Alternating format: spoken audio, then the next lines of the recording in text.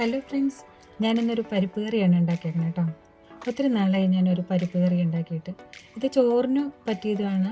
ചപ്പാത്തി, പുട്ടൊക്കെ ഉണ്ടാക്കുമ്പോൾ കഴിക്കാൻ പറ്റിയൊരു കറിയാട്ടോ ഈ പരിപ്പ് കറി. അതെങ്ങനെ ഉണ്ടാക്കണമെന്ന് വെച്ചാൽ ഞാൻ കാണിച്ചു തരാവേ.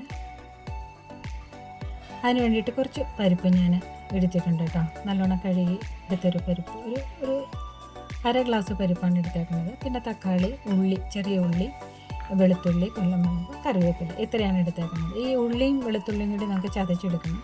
അപ്പം ഞാൻ ആദ്യം പരിപ്പ് വേവിച്ചെടുക്കാം. ഇത് ഇച്ചിരി കുതിർന്ന പരിപ്പാട്ടോ. കഴുകി വെച്ചിട്ട് ഞാനൊരു 10 മിനിറ്റ് കഴിഞ്ഞിട്ടെടുത്ത പരിപ്പാണ്. പെട്ടെന്ന് വേകാൻ വേണ്ടിയിട്ടാണ്. ഇത് പീസ് പരിപ്പാണ്,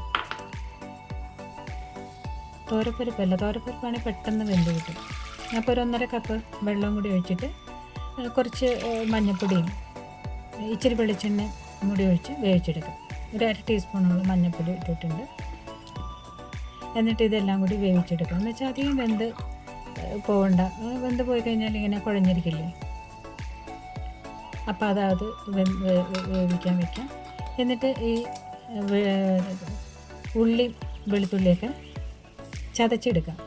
കൊല്ലമുളക് കൊണ്ട് ഉള്ളി വെളുത്തുള്ളി ചതച്ചെടുക്കാം. വെച്ചാൽ അധികം അങ്ങ് അരഞ്ഞു പോകാണ്ട് പെട്ടെന്ന് അങ്ങ് ചതച്ചെടുക്കില്ലേ, അതുപോലെ എടുക്കാം. പിന്നെ അപ്പോൾ പരിപ്പ് ഏകദേശം വെന്ത് കാണും. 2-3 വിസിൽ വന്നിട്ടുണ്ട്.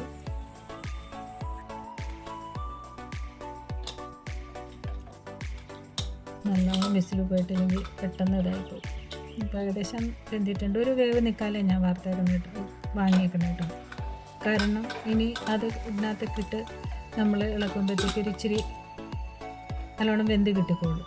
അപ്പോൾ വെളിച്ചെണ്ണയിൽ ഈ ചതച്ച് വെച്ചേക്കണ മുളകും ഉള്ളിയും വെളുത്തുള്ളി ഉണ്ടല്ലോ, അത് ഈ വെളിച്ചെണ്ണയിലേക്ക് ഇട്ടിട്ട് നന്നായിട്ട് മൊരിച്ചെടുക്കണം. നന്നായിട്ട് ഒരു പ്രത്യേക ടേസ്റ്റ് കേട്ടോ ഈ കറിക്ക്. സവാള വേണമെങ്കിൽ സവാള ഇടാൻ കേട്ടോ. ഞാൻ ചെറിയ ഉള്ളി ഇട്ടേക്കണം. ചെറിയ ഉള്ളി ആകുമ്പോൾ ഒരു ഇച്ചിരി സ്വാദ് കൂടുതൽ കിട്ടുമല്ലോ. അപ്പോൾ അത് നല്ലോണം മൊരിഞ്ഞതിന് ശേഷം ഇതിനകത്തേക്ക് ഒരു തക്കാളിയും കൂടി ഞാൻ ചേർക്കണം കേട്ടോ. ഏകദേശം നല്ലോണം മൊരിഞ്ഞ് വന്നിട്ടുണ്ട്. ചെറിയ തീയില വെച്ചേക്കണം കേട്ടോ. ഫുള്ളാകുമ്പോഴത്തേക്കും കരിഞ്ഞു പോകും പെട്ടെന്ന്. നന്നായിട്ട് മരിഞ്ഞ് വന്നിട്ടുണ്ട്. അതിൻ്റെ കൂട്ടത്തിൽ കറിവേപ്പിലയും കൂടി ഉള്ളതുകൊണ്ട് ഞാൻ കൂടി നന്നായിട്ട് മരിഞ്ഞ് വന്നതിന് ശേഷം ഒരു തക്കാളി എടുത്തിട്ടുണ്ട്, ചെറുതായിട്ട് മുറിച്ചത്. അതും കൂടി ഇട്ടിട്ട് അതും കൂടി ഒന്ന് വഴറ്റി എടുക്കാം. ഒരു തക്കാളി എടുത്തേക്കണം, ഇതുപോലെ മുറിച്ചിട്ടിട്ട് നന്നായിട്ട് ഇളക്കി. ഈ തക്കാളി ഒന്ന് വഴന്ന് കിട്ടി അത് ആ തക്കാളിയുടെ തൊണ്ടൊന്ന് ഇളകി പോകുന്ന രൂപത്തിലാകുമ്പോഴത്തേക്ക് വാങ്ങും. അപ്പോൾ ഇന്നത്തെ എൻ്റെ സ്പെഷ്യലൊരു പരിപ്പ് കറിയാണ് കേട്ടോ.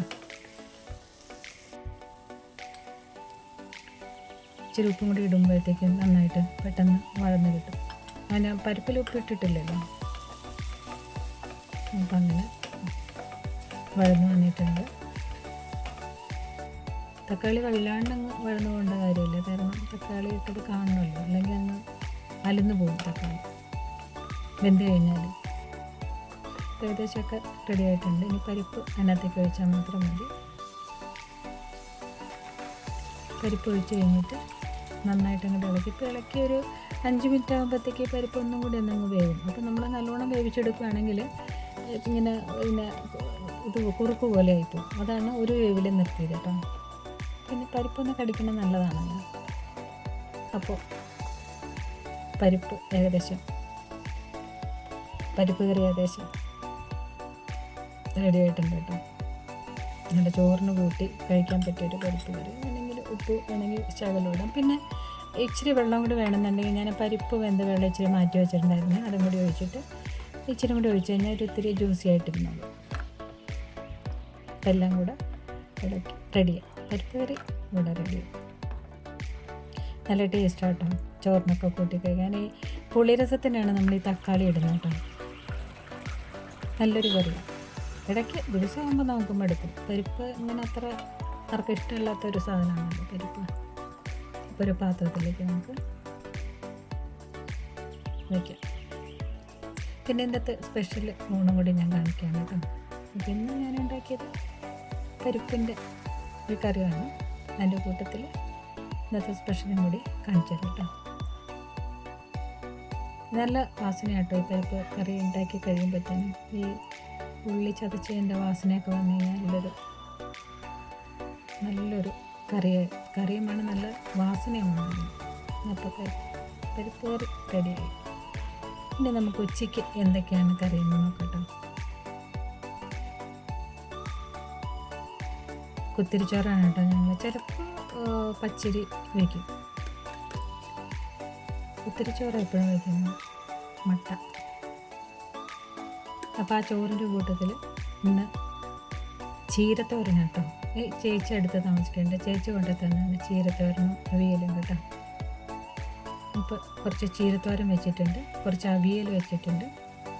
ഈ അവിയലും ചേച്ചി കൊണ്ടു തന്നെ കേട്ടോ. 3-4 കറിയുണ്ട്.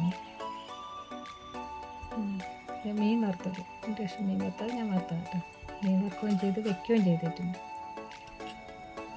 അപ്പോൾ ഇച്ചിരി മീൻ കറിയും കൂടി ഒഴിച്ച് ഞാൻ ഉണ്ടാക്കിയ പരിപ്പ് കറിയും കൂടി ഒഴിച്ച് ഇന്നത്തെ ഊണ് കുശാലായി. നല്ല പരിപ്പ് കറി, പിന്നെ ഒരു ഇച്ചിരി മോര് കറിയും കൂടി ഉണ്ടായിരുന്നു, അതും കൂടി ഒഴിച്ചിട്ടുണ്ട് കേട്ടോ. അപ്പോൾ എൻ്റെ ഈ വീഡിയോ ഇഷ്ടമായെങ്കിൽ ലൈക്കും കമൻറ്റൊക്കെ ചെയ്യണം കേട്ടോ, സപ്പോർട്ടൊക്കെ ചെയ്യണേ. അപ്പോൾ ഇതാണ് ഇന്നത്തെ സ്പെഷ്യൽ ഊണ്. ഓക്കെ, ചീരത്തോരൻ നല്ല ടേസ്റ്റുള്ള ചീരത്തോരനാണ് കേട്ടോ. ചുമന്ന ചീരയുടെ തോരൻ. അവിയലും നല്ല ടേസ്റ്റാണ്. അപ്പോൾ മീൻകറി, അവിയൽ, പരിപ്പ് കറി എന്തൊക്കെയല്ലേ special food. Okay, thank you. ഞാൻ അടുത്തൊരു വീഡിയോ ആയിട്ട് വരാം.